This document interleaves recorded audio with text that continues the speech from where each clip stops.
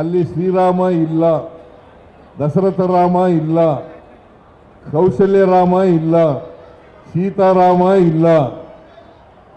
ಅದು Viksit Bharat, Viksit Bharat, guarantee for Rozgar, Ajeevika mission Gramin ಅಂತ ಅದರ ಅರ್ಥ. ವಿ ಬಿ ಜಾಬ್ ರಾಮ್ಜಿ ಅಂತಂದರೆ, ವಿ ಬಿ ರಾಮ್ಜಿ ಅಂದರೆ Viksit Bharat, guarantee for Rozgar, Ajeevika mission, Ajeevika mission Gramin ಅಂತೇಳಿ ಅದರ ಅರ್ಥ.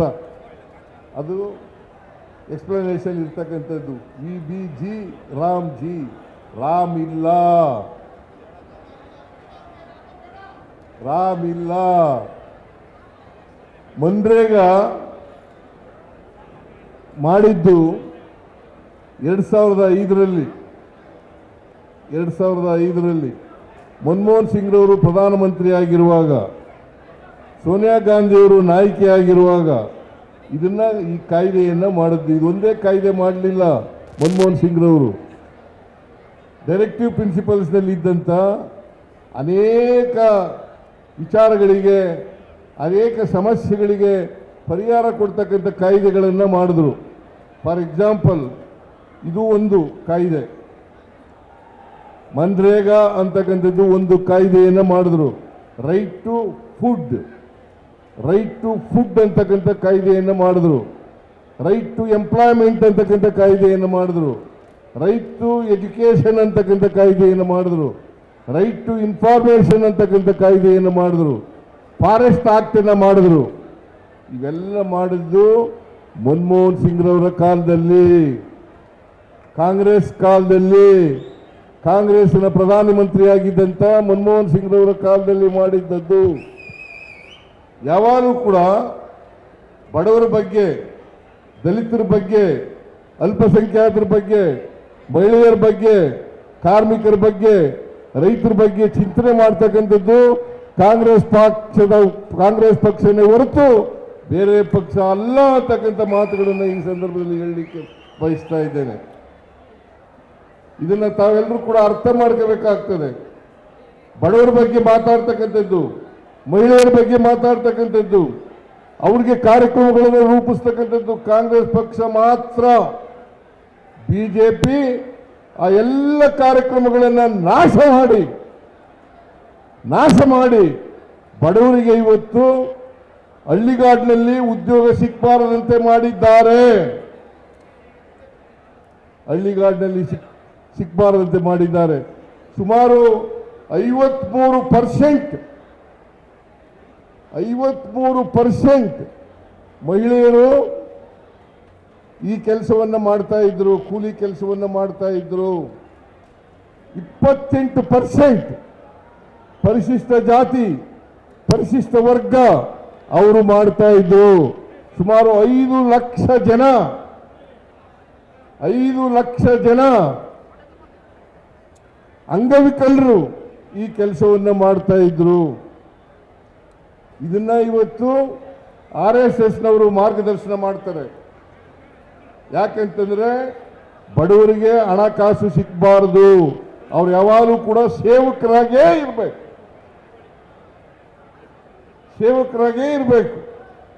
ನಿಮಗೆಲ್ಲ ಗೊತ್ತಿರಬೇಕು, ಒಂದು ಕಾಲದಲ್ಲಿ ಬಿಜೆಪಿಯವರು ಈ ಕಾಯ್ದೆಗಳು ಜಾರಿ ಬಂದಾಗ ಟೀಕೆಯನ್ನು ಮಾಡ್ತಾ ಇದ್ರು. ಇದು ಓಟ್ಗೋಸ್ಕರ ಮಾಡ್ತಾ ಇರ್ತಕ್ಕಂಥ ಕೆಲಸ. ಯಾರು ಹೇಳಿದ್ದು? ಬಿಜೆಪಿಯವರು ಹೇಳದಂತ ಮಾತುಗಳು. ಬಿಜೆಪಿಯವರು ಹೇಳದಂತ ಮಾತುಗಳು ಓಟ್ಗೋಸ್ಕರ ಮಾಡ್ತಾ ಇರ್ತಕ್ಕಂಥ ಕೆಲಸ.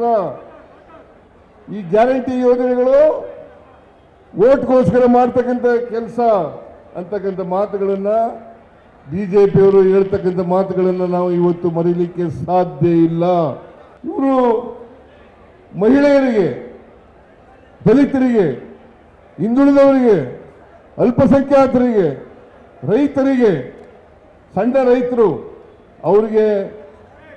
ವರ್ಷದಲ್ಲಿ ಯಾವ ಕಾಲದಲ್ಲಿ ಬೇಕಾದರೂ ಕೆಲಸ ಕೇಳ್ಬೋದಾಗಿತ್ತು. ಅವರು ವರ್ಷದಲ್ಲಿ ಯಾವ ಕಾಲದಲ್ಲಾದರೂ ಕೆಲಸ ಕೇಳ್ಬೋದಾಗಿತ್ತು. ಅವರು ವಾಸ ಮಾಡ್ತಕ್ಕಂಥ ಜಾಗದಲ್ಲೇ ಅಕ್ಕಪಕ್ಕದಲ್ಲೇ ಮಾಡಬೇಕಾಗಿತ್ತು. ಮತ್ತೆ ಗ್ರಾಮ ಪಂಚಾಯಿತಿ, ಗ್ರಾಮ ಸಭೆಗಳು ಅವು ಎಲ್ಲಿ ಕೆಲಸ ಮಾಡಬೇಕು ಅಂತ ತೀರ್ಮಾನ ಮಾಡ್ತಾ ಇದ್ದೋ.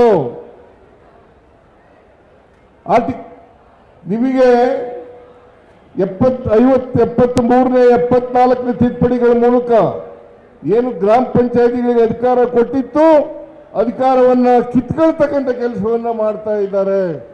ಈಗ ಕೇಂದ್ರ ತೀರ್ಮಾನ ಮಾಡಬೇಕು. ಗ್ರಾಮದಿಂದ ದಿಲ್ಲಿಗೆ ಹೋಗಿದೆ. ಈಗ ದಿಲ್ಲಿನಲ್ಲಿ ತೀರ್ಮಾನ ಮಾಡೋದು, ಇಂಥ ಪಂಚಾಯತಿನಲ್ಲಿ ಕೆಲಸ ಇದೆ ಅಂತೇಳಿ ಕೆಲಸ ಮಾಡಬೇಕು ಅಂತೇಳಿ ತೀರ್ಮಾನ ಮಾಡೋರು ದಿಲ್ಲಿ. ಮೊದಲು ಮನ್ರೇಗಾ ಕಾಯ್ದೆ ಪ್ರಕಾರ ಎಲ್ಲಿ ತೀರ್ಮಾನ ಆಯ್ತಿತ್ತು? ಗ್ರಾಮ ಪಂಚಾಯಿತಿಗಳಲ್ಲಿ ಮತ್ತು ಗ್ರಾಮ ಸಭೆಗಳಲ್ಲಿ. ಈಗ ದಿಲ್ಲಿನಲ್ಲಿ ಅವರು ಯಾವ ಪಂಚಾಯತಿನ ಆಯ್ಕೆ ಮಾಡ್ತಾರೆ ಆ ಪಂಚಾಯತಿಲಿ ಕೆಲಸ ಸಿಗ್ತದೆ.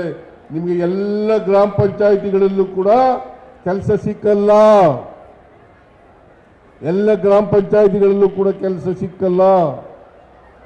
ಎಲ್ಲಿ ಅವರು ಏನು ಹೇಳ್ತಾರೆ ದಿಲ್ಲಿಯವರು, ಅವರು ಮಾಡ್ತಕ್ಕಂಥದ್ದು ಒಂದು ವರ್ಷದಲ್ಲಿ 100 ದಿನ ಉದ್ಯೋಗವನ್ನು ಕೊಡಲೇಬೇಕಾಗಿತ್ತು. ಯಾವಾಗ ಕೇಳ್ತಾರೆ, ಯಾವ ಭಾಗದಲ್ಲಿ ಕೇಳ್ತಾರೆ, ಅವ್ರ ಜಮೀನಿನಲ್ಲಿ ಕೇಳ್ತಾರೆ, ಅಂತ ಭಾಗದಲ್ಲಿ ಕೆಲಸವನ್ನು ಕೊಡಲೇಬೇಕಾದಂಥದ್ದು. ಇದು ಸಂವಿಧಾನಿಕವಾದಂತಹ ಹಕ್ಕು. ಸಂವಿಧಾನಿಕವಾದಂತಹ ಹಕ್ಕನ್ನು ಕೊಟ್ಟಿತ್ತು ಮನ್ರೇಗಾ ಮೂಲಕ. ಈಗ ಹಕ್ಕು ಇಲ್ಲ. ಆ ಹಕ್ಕನ್ನು ಕಿತ್ಕೊಂಡಿದ್ದಾರೆ. ಅದಕ್ಕೋಸ್ಕರ ಪ್ರತಿಭಟನೆ. ಅದ್ರ ಜೊತೆಗೆ ಈಗ 100ಕ್ಕೆ 100 ವೇಜಸ್ ಅನ್ನ ಕೊಡ್ತಾ ಇದ್ದದ್ದು ಕೇಂದ್ರ ಸರ್ಕಾರ. ಅದನ್ನ ಮನಮೋಹನ್ ಸಿಂಗ್ ಅವರ ಸರ್ಕಾರನೇ ತೀರ್ಮಾನ ಮಾಡಿತ್ತು. 100ಕ್ಕೆ 100 ವೇತನವನ್ನು ಕೊಡ್ತಾ ಇದ್ದದ್ದು 100ಕ್ಕೆ 100. ಅಂದ್ರೆ ₹100 ಖರ್ಚಾದ್ರೆ ₹100 ಅವರೇ ಕೊಡಬೇಕಾಗಿತ್ತು. 1,000 ಖರ್ಚಾದ್ರೆ ಅವರೇ ಕೊಡಬೇಕಾಗಿತ್ತು. 1 ಕೋಟಿ ಖರ್ಚಾದ್ರೆ ಅವರೇ ಕೊಡಬೇಕಾಗಿತ್ತು. ಕನಿಷ್ಠ ಒಂದು ಪಂಚಾಯಿತಿಗೆ ₹1 ಕೋಟಿ ಸಿಗ್ತಾ ಇತ್ತು. ಒಂದು ಪಂಚಾಯಿತಿಗೆ ₹1 ಕೋಟಿ ಸಿಗ್ತಾ ಇತ್ತು. ಇದು ಇವತ್ತು ಇಲ್ಲ.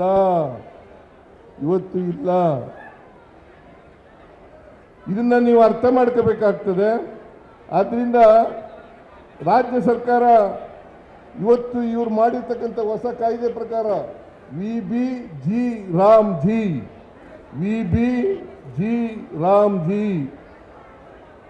ಇದ್ರ ಪ್ರಕಾರ 40% ರಾಜ್ಯ ಸರ್ಕಾರಗಳು ಕೊಡಬೇಕು. ಕೇಂದ್ರ ಬರೀ 60% ಮಾತ್ರ ಕೊಡ್ತಾರೆ ವೇಜಸ್. ಇದು ಈಗಾಗಲೇ ಅನೇಕ ರಾಜ್ಯಗಳು ಕೇಂದ್ರ ಸರ್ಕಾರದ ನೀತಿಯಿಂದಾಗಿ ಅವುಗಳು ಕಷ್ಟದಲ್ಲಿ ಸಿಕ್ಕಾಕೊಂಡಿದ್ದಾವೆ ಅಂತಕ್ಕಂಥದ್ದನ್ನ ಮರೆತು ಇವತ್ತು ಕೇಂದ್ರ ಸರ್ಕಾರ ಮಾಡ್ತಾ ಇದೆ.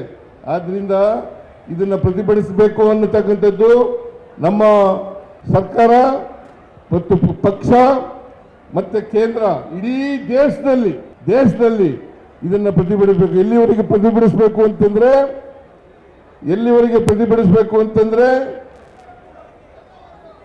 ವಿಬಿ ರಾಮ್ಜಿಯನ್ನು ರದ್ದು ಮಾಡಿ ಮತ್ತೆ ಮನ್ರೇಗಾವನ್ನು ಪುನಃಸ್ಥಾಪನೆ ಮಾಡೋವರೆಗೂ ನಾವು ಹೋರಾಟವನ್ನ ಮಾಡಬೇಕಾಗ್ತದೆ.